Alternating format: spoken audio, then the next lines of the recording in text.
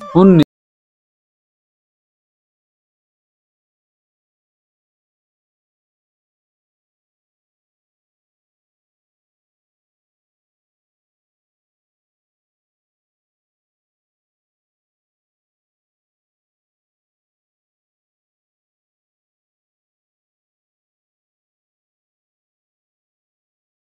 زما بیبي زما خور زما مور دا ټول زما د مخې وړي دي او ما ته پکې د یو څلورو اشارې هم کړي دي چغې هم وهلي دي خو زما هېڅ وس نه رسېدو.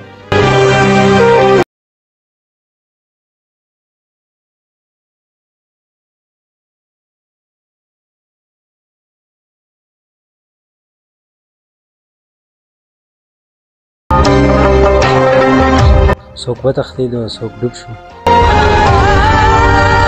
بونیر بوشونې دره ده او چې په څنګ کې راسره کوم ملګری ناست دی دا ډېر غم سولی دی او ډېر درد والی دی. 19 کسان یې د کوره تللي دي. زه خپله خبرې نشه کوم د ده به څنګه حوصله وي خو مونږ دا انټرویو 10-12 ورځې پس اخلو نو د دې هغه چې کمې دردونه وو کمې جړاګانې وې بس هغه وشوې خو دا درد داسې درد دی چې دا تر ورځ تر قیامته پورې دا ختمیږي نه او نه دا هېرېدونکی دی. دغه ملګری را سره ناست دی او غوښتلم نه دا بس بار بار دغه درد خو په دغه نیت یې شیر کوو چې زمونږ کم شتمن خلک دي ځکه چې د دې خلکو سره به مونږ ودرېږو د دې په مونږ حق دی. مونږ چې نن کم ځان سره راوړي وو هغه مونږ دلته یو فاونډیشن مفتي فضل غفور صاحب ته حواله کړو. یو هفته مخکې راغلي وو هغه مونږ د دې خاندان د یو کمیټي جوړه کړې وه لاندې اجره کې په دغه اجره کې مونږ حواله کړو. نن بیا راغلي یو مفتي فضل غفور صاحب ته امانت جمع شو بیا هم ویل چې یاره دغه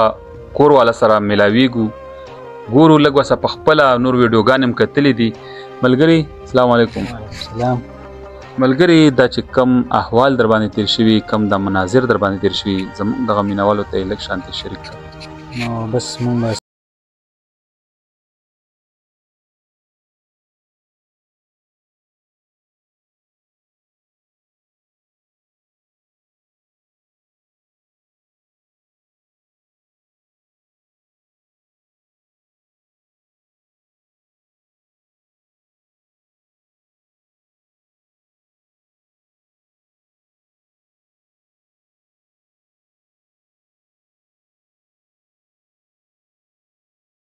زمونږ دا کوم خاندان زما بیبي زما خور زما مور دا ټول زما د مخې وړي دي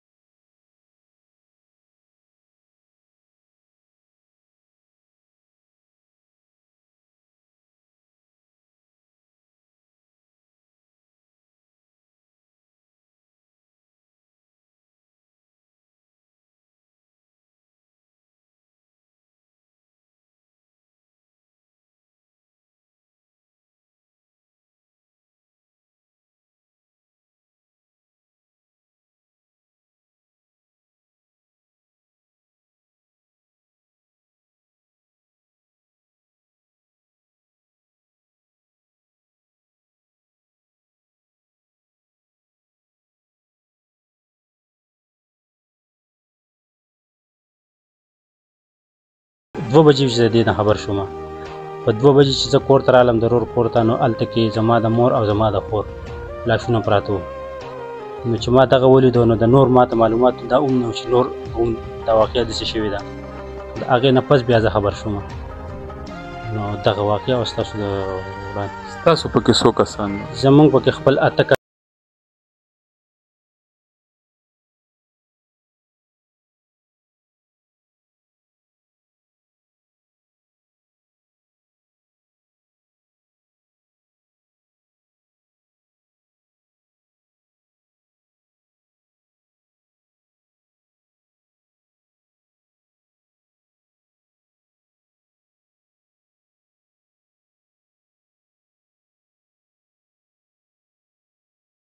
اخري یو سوال دی،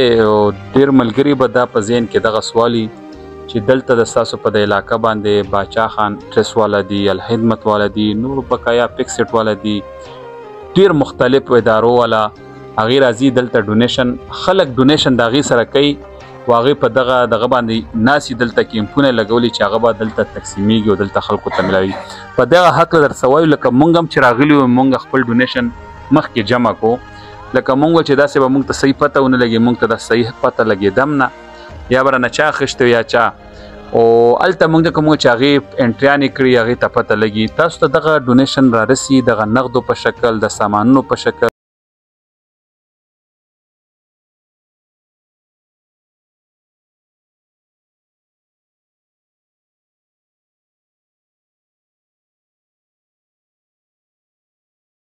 په غم کې زموږ سره شریک شوي دي او بس الله دې فاد او باد ساتي. دا چې کم خلک د دغه فاونډیشنو سره امداد کوي، اخو ستاسو په نوم باندې دغه فاونډیشن لکه دغه امداد راغونډېږي، دا خو دلته رارسي او جی رارسي، دا تقسیم شوی نه رهجي،